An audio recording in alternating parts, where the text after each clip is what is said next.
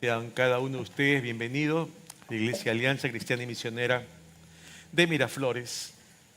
Y queremos recordar, en el marco de nuestra visión y misión, hay 5 palabras que quiero que vayamos aprendiendo permanentemente, porque el tema de la visión y misión es nuestro marco, nuestro goal, nuestro objetivo de aquí a los próximos 10 años, si el Señor quiere y no hace algún cambio en el camino. Pero si no, este es nuestro enfoque, este es nuestro objetivo. Y por eso tú vas a ver en pantalla nuestra visión y misión, ¿verdad? Pero a la par hemos resumido en una palabra la idea clave de cada uno de esos elementos de nuestra visión. Somos una iglesia, ¿verdad?, apasionada por Cristo. Apasionada es la palabra, ¿verdad?, que vive y predica la palabra de Dios, palabra que nos recuerda a ello, que influenciamos, fortalecemos las familias. La palabra es familia, desde nuestra comunidad hasta lo último de la tierra. Hutch, ¿verdad?, misiones, hasta lo último de la tierra. Y finalmente, nuestra misión, somos discípulos, llamados a ser discípulos. La palabra es discipulado. 5 palabras, y justamente la primera de ellas, que nos da esa línea de criterio primario de donde partimos, tiene que ver justamente con nuestra serie, Apasionados por Cristo. Y lo que hemos querido compartir como cuerpo pastoral es dar un enfoque macro de a qué nos referimos cuando decimos que somos una iglesia apasionada por Cristo. Porque tiene que ver con cada uno en realidad. Y es por eso que la primera semana hablamos del Dios a quien adoramos. La semana anterior hablamos del Dios ante quien oramos. Y hoy vamos a hablar del Dios de la palabra. Y por eso el tema de hoy es apasionados por el Dios de la palabra. Apasionados por el Dios de la palabra. Ahora, muchas veces, si bien es cierto, es de la Biblia, se conoce también como el libro sagrado, muchas veces nos enfocamos en el libro como si fuera Dios. Y es un libro que contiene la palabra de Dios. Pero a quien nosotros realmente adoramos, como lo contamos también hace un par de semanas, es aquel Dios que es supremo, ¿verdad? Es el Dios que es soberano. Es el Dios que es incomparable, que es santo, que es majestuoso, que no hay nadie como Él. Y esa es la letra de la canción, pero también nos habla ese Dios que nos refiere la palabra en un sinnúmero de pasajes. Porque el tema central es Dios mismo. Es Dios mismo que nos habla por su palabra. Porque por el poder de su palabra creo que los cielos y la tierra. Por el poder de su palabra, Él dijo y fue hecho. Cuando habla de Jesucristo allí en la carta a los Hebreos, Él cita que de Jesús, siendo el resplandor de la gloria de Dios, Él sustenta todas las cosas con el poder de su palabra. Es el Hijo quien con toda autoridad le dice a Satanás cuando está siendo tentado: vete, Satanás, ¿verdad? Vete, porque escrito está: al Señor tu Dios adorarás y a Él solo servirás. Y se basa en la palabra.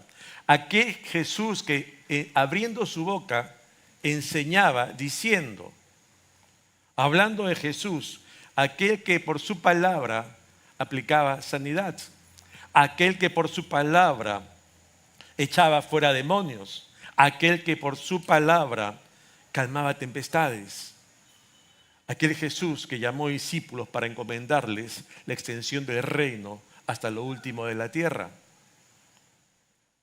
Oramos un Dios que nos brinda hoy su palabra, pero oramos a ese Dios de la palabra, ¿no?, que nos revela justamente en ella sus planes, que nos revela sus propósitos para nosotros como iglesia, pero también para cada uno de manera particular, que nos muestra en su palabra al Dios a quien adoramos, nos muestra su amor, ese amor incondicional por nosotros, pecadores, y nos revela también en su palabra, ¿qué cosa? Su perdón. Nos muestra que ello es factible para nosotros alcanzar a pesar de nuestra rebeldía como hombres y mujeres creados a su imagen y semejanza, como seres que le dimos la espalda y le negamos muchas veces con nuestras decisiones. Amamos a ese Dios de la palabra que vemos que muchas veces nos da segundas oportunidades. Amamos a ese Dios de la palabra que nos dice, ven, sígueme. Hay muchas razones por las cuales seguir y adorar al Dios de la palabra. Él nos muestra la razón por la cual nos proveyó salvación. Y sencillamente es por nuestra condición humana de pecadores y que nos hallamos en un estado de condenación, del cual envió a su Hijo Jesucristo para rescatarnos. Es en su palabra que encontramos que Él nos ofrece una vida no solamente nueva, sino una vida abundante. Amamos al Dios de la palabra que nos revela una esperanza gloriosa, como es la vida eterna por medio de la fe en Jesucristo. Ese Dios de la palabra en el cual creemos, justamente se revela a través de la Escritura que tenemos hoy. Amamos al Dios de la palabra. Y es en este marco que, por ejemplo, encontramos un Salmo 119, que hay un título que es un agregado, digamos, del autor, dice las excelencias de la ley. Y quiero compartir algo de ese salmo, no todo el salmo porque es inmenso, ¿verdad? Pero la Biblia de las Américas en un verso dice lo siguiente: anhelo tu salvación, Señor, y tu ley es mi deleite. Anhelo tu salvación, Señor, y tu ley es mi deleite. ¿Qué significa deleite en el original allí? La palabra, tú lo ves en pantalla, es Yeshua. ¿Qué significa? Es mi delicia tu palabra. Es mi disfrute. O sea, en esto yo contentamiento. En esto yo regocijo. En tu palabra. No hay nada como tu palabra para mí. Es como miel, dice el salmista, ¿verdad? Hay cosas o actividades probablemente que a unos nos apasionan, tal vez a otros no, pero a nosotros nos apasiona algo en particular. Tal vez no coincidimos con el resto, pero algo nos apasiona. Algo me encanta. A mí me encanta, por ejemplo, el fútbol. Me encanta, me apasiona. Y yo soy hincha de un equipo, el Sporting Cristal. Soy celeste, por si acaso. Ahora que hemos perdido en Bolivia, Cristal solamente fue el único que ganó de visitante en Bolivia este año en la Copa Libertadores. Y ustedes están viendo el equipo. Le ganó al Stroñes, al campeón boliviano. Este equipo me llamó la atención. ¿Por qué? Porque la edad promedio de este equipo de Cristal es de 23 años, 23.5. Es según las estadísticas, ese que tiene la edad promedio menor de todos los equipos de la Copa Libertadores. Es un equipo muy joven en promedio. Eso tiene un futuro espectacular. Pero no solamente estoy viendo la primera división. Hay un equipo de reservas que este jueves juega la final de la Copa de Reservas. ¿Por qué? Y el que gane se va a la Copa Libertadores. Si tú lo ves a los chicos allí, pueden cambiar la foto. Ahí están los chiquitos, sub-20. Ahora tú dirás, ¿por qué te presento fútbol? Porque es algo que me apasiona. Y la pregunta es, ¿a ti qué te apasiona? ¿Ah? ¿A ti qué te apasiona?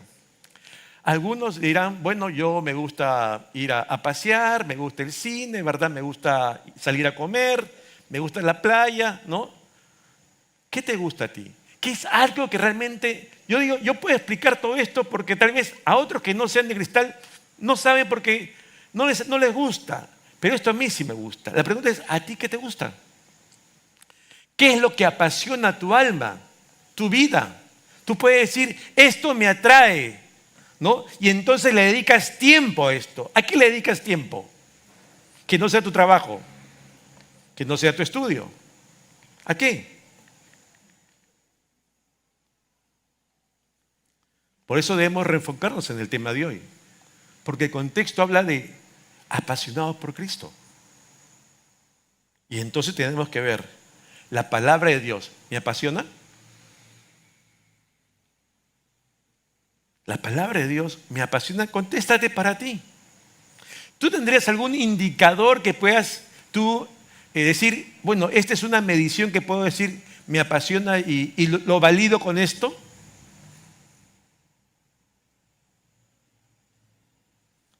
No te voy a hablar de hacer una lectura bíblica devocional. Todo el mundo sabe de eso. Pero la pregunta es, ¿lo hacemos? ¿Te das cuenta que no es un tema teórico? Ya sabemos eso. La pregunta es, ¿tenemos nuestro tiempo con Dios? No es un tema conceptual, es un tema de praxis. Porque si no tenemos, ¿cómo puedo decir que me apasiona?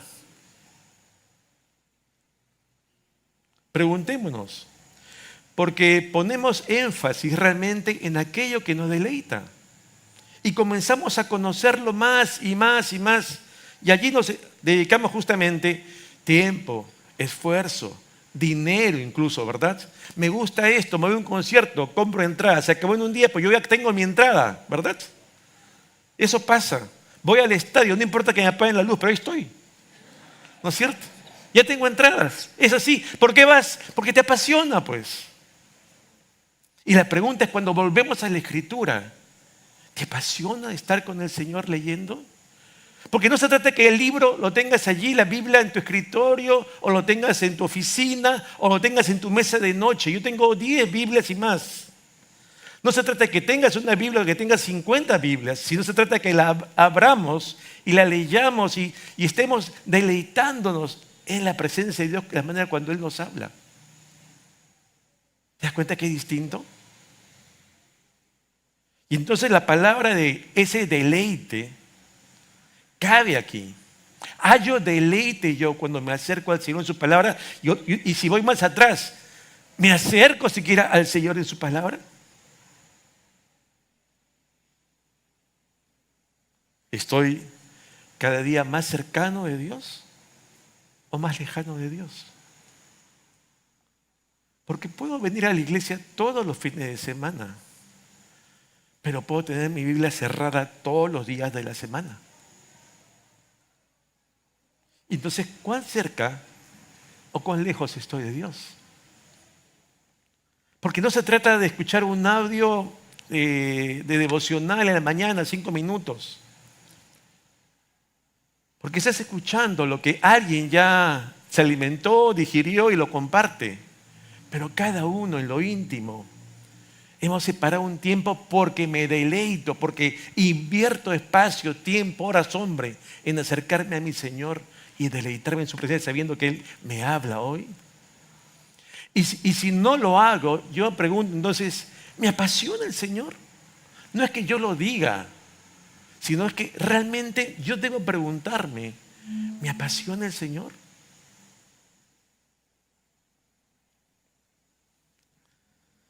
El Salmo 119, verso 1 dice, y 2, versión Reina Valera contemporánea, dice lo siguiente: dichosos los de conducta perfecta, los que siguen las enseñanzas del Señor. Dichosos los que cumplen sus testimonios y lo buscan de todo corazón.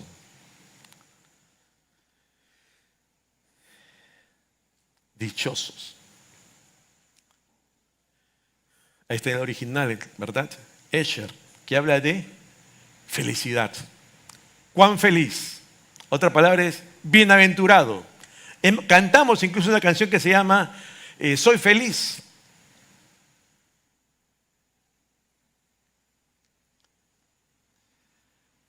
Estaba conversando con unos hermanos hace muy poco y ya con los fondos de la conversación me decían, bueno, es que la verdad, Juan, es que no estamos llamados a ser felices, ¿no? Ahora me parece un concepto sublime, ¿no? Pero tal vez un poco fatalista, ¿no? Porque casi me suena a esa canción, sufre pero no sufre, ¿no? O sea, como que a eso no, o sea, si vivimos así, entonces estaríamos bien. Y claro, no debemos olvidar aquello que dijera Jesús, en el mundo tendréis ¿qué? Aflicción. Claro. Cuando Pablo le escribe a la iglesia en Corinto, él le dice, pero estábamos, fíjate cómo estaban, atribulados en todo, mas no angustiados. en apuros, esa es la condición, mas no desesperados, perseguidos, mas no desamparados, derribados, pero no destruidos. O sea, ¿están viviendo una vida feliz? No, ¿verdad? Sin embargo, porque tenemos que tener presente que justamente la vida de fe incluso puede traer momentos y situaciones que no son del todo gratas para uno, tal vez incluso agrias para uno. Pero esas desdichas, tal vez transitorias o continuas en algunos casos, no desdicen lo que también dice la palabra. Si no quitaríamos la palabra dichoso pues de la Escritura. ¿Y a qué nos llama?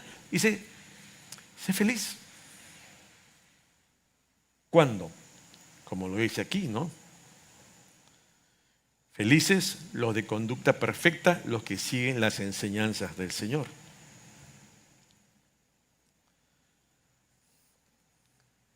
El Salmo 84:4 dice, bienaventurados los que habitan en tu casa, perpetuamente te alabarán.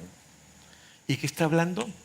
De ese anhelo de estar en la casa de Dios, consciente de ante quién estamos. Más que la edificación, más que una construcción de material noble, es ser consciente que estamos de cara a la presencia del Señor.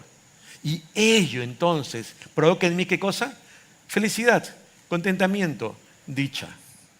Bienaventurados. ¿Te das cuenta? Porque eso, al leer mi vida, no importa que esté sin trabajo, no importa que X, Y, Z agobie mi corazón, porque saberme en esa situación, en esa condición, llena de gozo mi alma. Es Mateo 5:3. Hay una serie de bienaventuranzas, tú recordarás.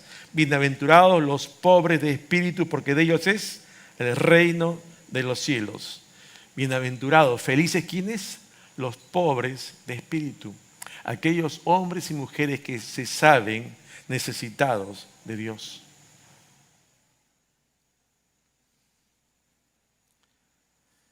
Y en esa condición me gozo. Porque la promesa es de que ellos es el reino de los cielos. O sea, no todo es felicidad, pero independientemente de esa felicidad que el mundo dice, así debe uno vivir feliz, yo tengo ¿qué? Contentamiento, dicha.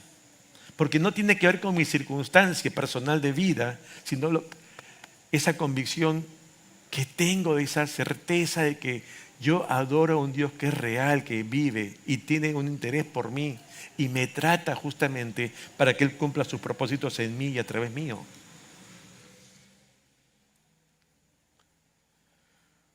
Podemos hallar contentamiento a pesar de las vicisitudes que transitamos, como dice Salomón, mientras estamos debajo del sol. Porque es parte de la vida. Pero es interesante que acá dice algo más. Dichosos quienes, dice, los de conducta perfecta. Ahí en el original es tamín. ¿Qué cosa es uno de conducta perfecta? Lo tienes tú. Intachable, ¿qué dice? Sin defecto, que vive en integridad. Y yo cuando veo esta traducción, yo no puedo quedarme así solamente en una lectura rápida, sino que si tú te das cuenta, si eres sensible al Señor, tienes que decirle, Señor, definitivamente esta palabra, leyendo esto, a mí me tiene que confrontar. Y me confronta. Porque me dice, yo soy intachable, que es una vara bien alta, ¿no? Sin defecto.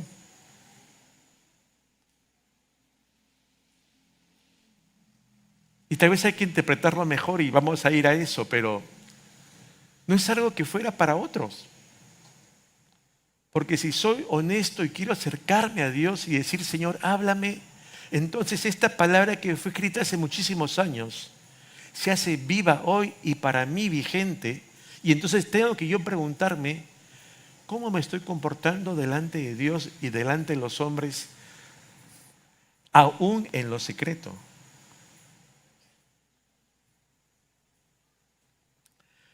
Hace algunos años En la iglesia aquí en Miraflores empezamos un seminario de extensión del CEBAP de Pueblo Libre, nuestro seminario de la Alianza. Fue el primer seminario de extensión en todo Lima, empezamos con Miraflores.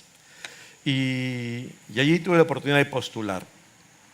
Y recuerdo que el maestro encargado del curso de epístolas pastorales nos encargó una tarea. 1 Timoteo 3:1-2 dice: palabra fiel, si alguno en el obispado, buena obra desea. Y aquí está. Pero es necesario que el obispo sea, ¿cómo? Irreprensible. Ay, caray. Vamos. Entonces, y nos dijo, bueno, háganse, la tarea consiste en que desarrollen cada uno de los requisitos, el contexto, el idioma, lo que quiere decir y una aplicación por cada uno de ellos. Una aplicación personal, tuya, íntima. Y lo presentan. Interesante. El irreprensible tiene que ver con que no haya nadie que tenga algo que decir mal de ti, siendo yo cierto. Siendo yo cierto.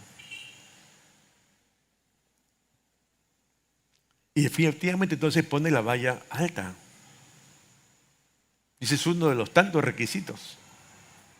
Pero empieza por ese. Y nos damos cuenta entonces que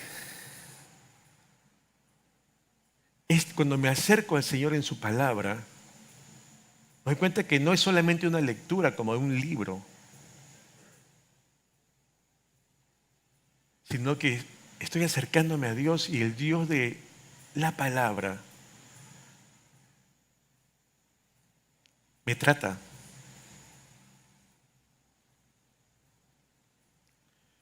Cuando terminamos esos 3 años de ese seminario de extensión, que era un diplomado inicial, y luego uno podía concurrir ya a Pueblo Libre, al seminario principal.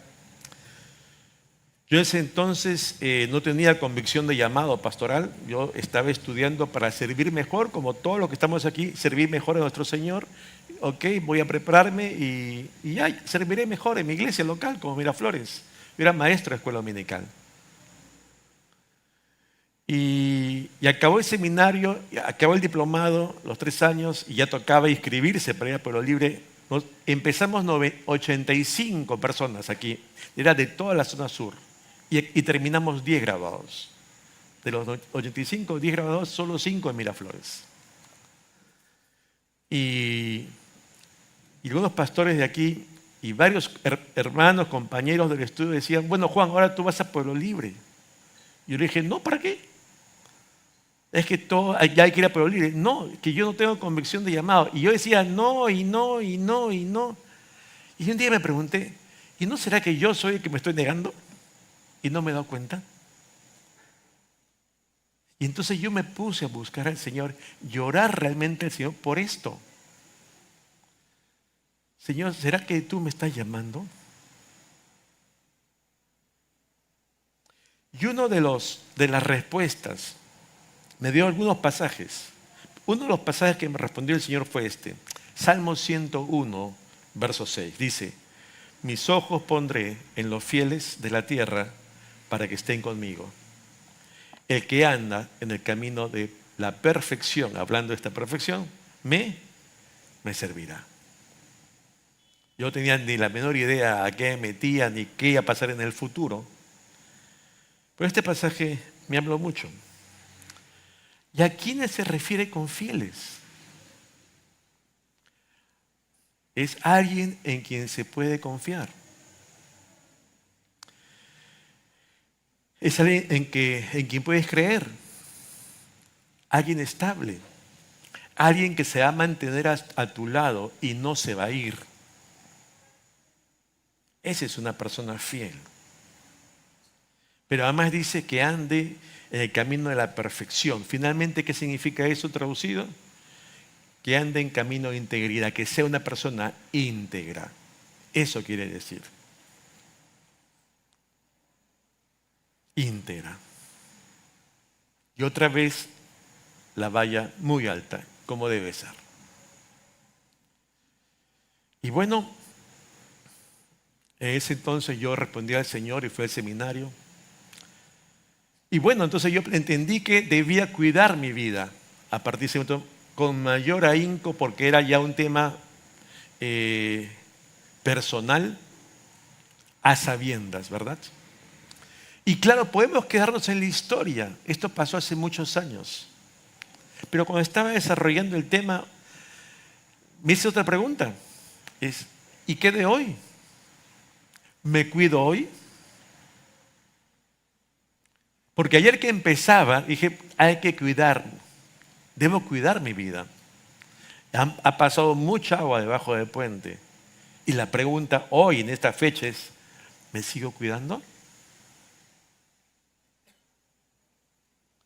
Y si no fuera así, me estoy dando cuenta en qué me estoy equivocando para retroceder y no seguir en lo malo. Y tú te das cuenta que entonces la palabra, cuando te acercas a este Dios de la palabra, le dices, Señor, háblame. Esta palabra que es viva y eficaz, que está presente, que es vigente. Dios va a hablarnos a cada uno de manera personal para atender justamente aquellas situaciones en nuestra vida personal y colectiva también, para darnos la respuesta que necesitamos oír, no la que queramos, sino la que Dios quiere para nosotros.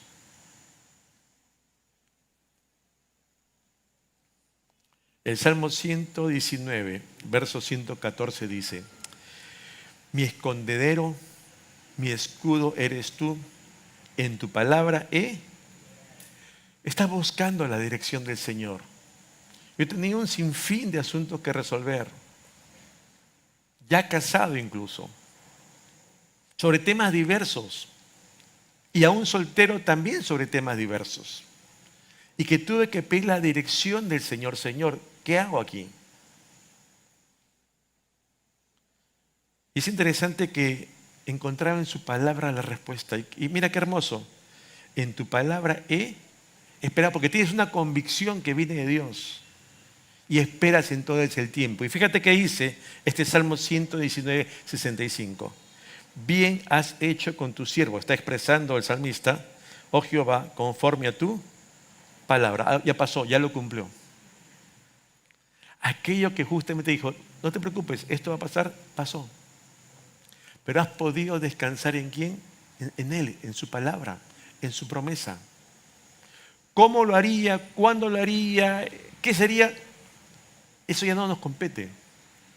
¿Qué nos compete? Buscarle. Y ese está justamente ese anhelo de acercarnos a Él. La última parte de este Salmo 119, del verso 2 dice, y lo buscan de todo corazón. Significado, ahí está, en el hebreo es, cuando habla de buscan, es darash, que habla de frecuente, seguir en persecución o búsqueda. Alguien que está averiguando, ¿no? Está allí permanentemente, inquiere. Fíjate, es alguien que está buscando diligentemente, frecuentemente, es como alguien que te toca la puerta todos los días, esos que te llaman en el celular, quien molesta todos los días, ¿no? Y estás allí. ¿Por qué? Eso es lo que está diciendo acá. Lo buscan, es no una búsqueda cuando tengo solo una necesidad. No es solo una búsqueda cuando tengo un problema. No es una búsqueda solamente cuando quiero tener una respuesta puntual de Dios porque soy bíblico. No, lo busco permanentemente, siempre. Entonces estoy allí tras mi Señor, indagando, requiriendo, Señor, ¿qué quieres de mí? ¿Qué quieres obrar en mí? ¿Qué quieres obrar a través de mí? Y eso justamente, ese deseo, uno vive así porque está deseoso, porque es un hombre o una mujer que vive apasionado ¿de qué? De esa búsqueda del Señor, de su palabra. Y si yo no lo soy, entonces me estoy dando cuenta que no soy un hombre apasionado por Dios. Que puedo decir amo a Dios, le acanto a Dios, le adoro a Dios, vengo a la casa de Dios, pero ¿soy apasionado? La respuesta la tiene cada uno. Porque si le dedico más atención a mi fútbol que a Dios, tengo que cuestionarme. Tal vez sea el fútbol mi Dios y no Dios mismo, ¿te das cuenta? Pero cambia el fútbol por lo que te apasiona a ti.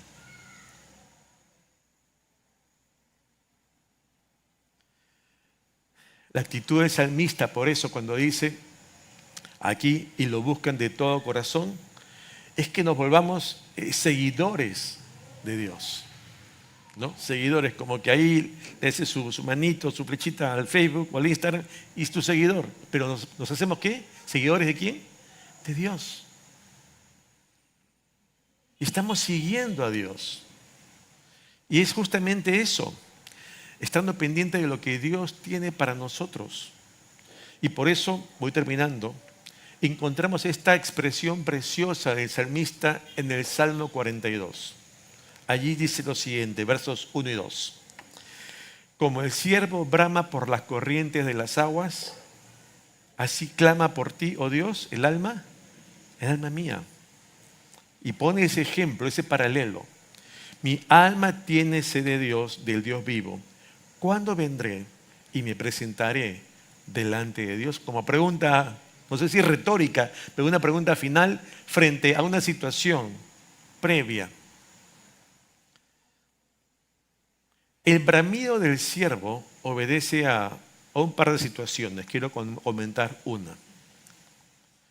Obedece a la necesidad de hidratarse, de beber agua. ¿Por qué? Porque muchas veces en los campos no las consigue. No es que va como en casa, abres el caño y tomas, ¿no? No, ellos están en los campos. Y entonces muchas veces para conseguir agua tienen que recorrer muchos caminos. Y entonces, sedientos, cuando hayan agua por fin, hacen ese bramido. ¿Qué significa hacer ese bramido? Es comunicarle a los otros siervos que he encontrado un estanque, una fuente de agua. Vengan también todos los que me están oyendo, siervos, vengan aquí, porque aquí hay agua. Porque ¿sabes qué? Ese hallar agua y beber no es un tema suntuoso, es un tema de supervivencia. O sea, tengo que tomar agua como siervo, porque si no, ¿qué pasa? Me muero. Pero que puedo estar un día, 2 días. ¿Cuántos días podemos pasar sin agua? ¿Te has puesto a pensar tú? Y eso que tenemos caño. Y entonces ese siervo, si no toma agua, se muere. ¿Te das cuenta? Es el caso. Y entonces es un asunto de trascendencia. No es un asunto liviano. Y entonces vamos al paralelo que nos plantea aquí. Mi alma tiene sed, ¿de quién? De Dios. Y teniendo su palabra revelada a veces tan cerca, sigue así, cerrada. Porque puedo tener sed, pero esto de ayunas, pues.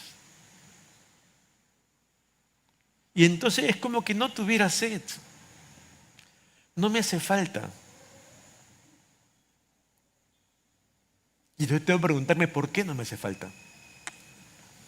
¿Por qué no soy apasionado por la palabra de Dios? ¿Por qué no soy apasionado por Dios?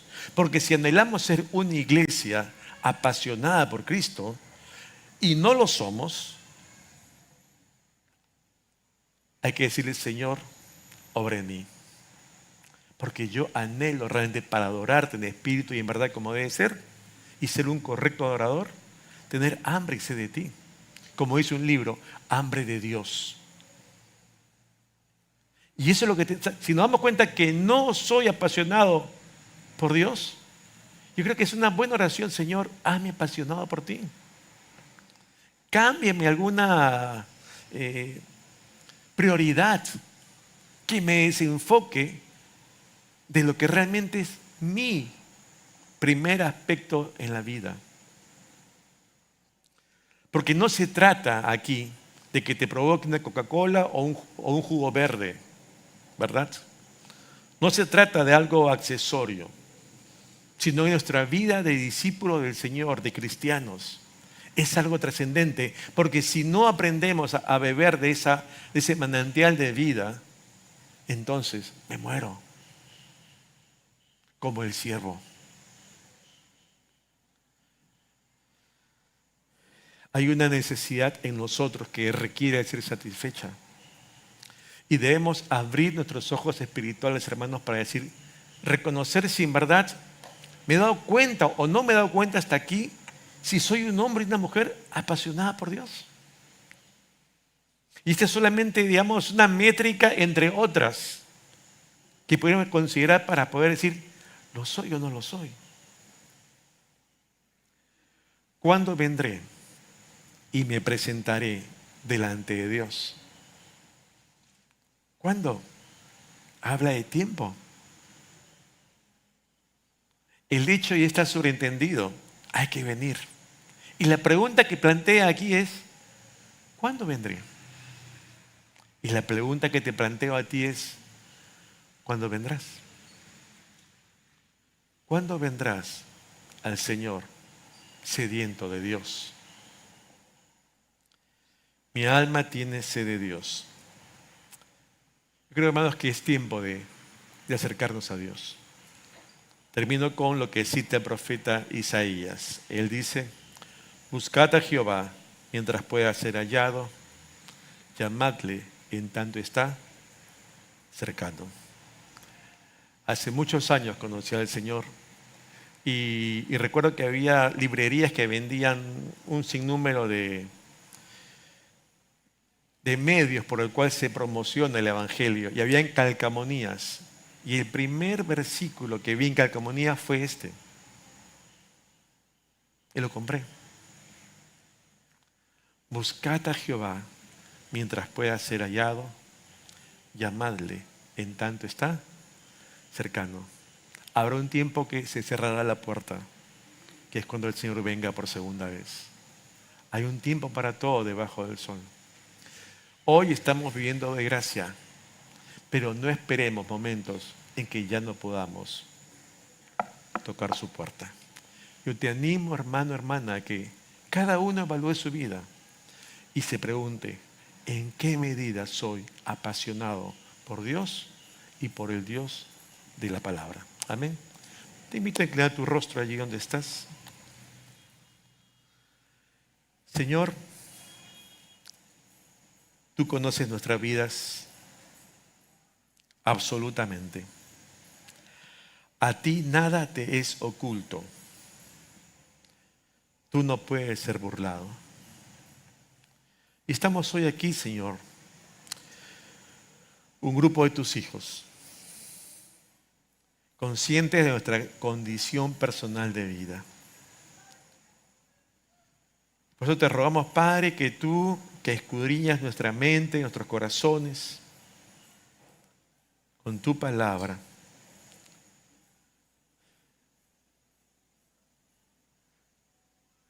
nos hagas entender y reconocer nuestra condición delante de ti. Y Padre, más que el cumplimiento de una visión, es el amor por ti, Señor, el que debe primar. Aquel primer y grande mandamiento, amarte a ti por sobre todas las cosas.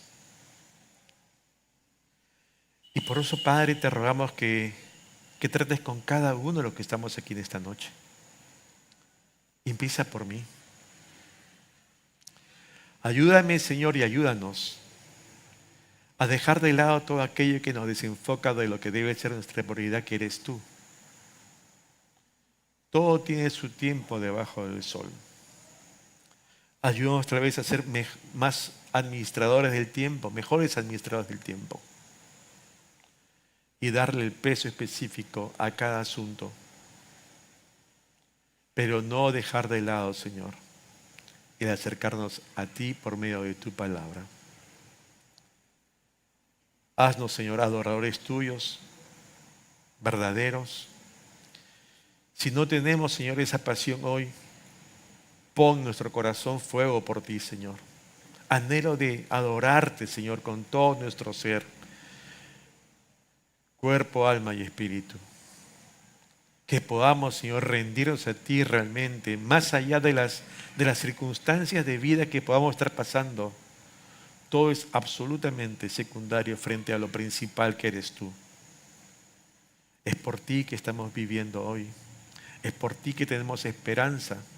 Es por ti que tenemos una nueva vida. Es por ti, Señor, que estamos hoy reunidos en el nombre de Jesús.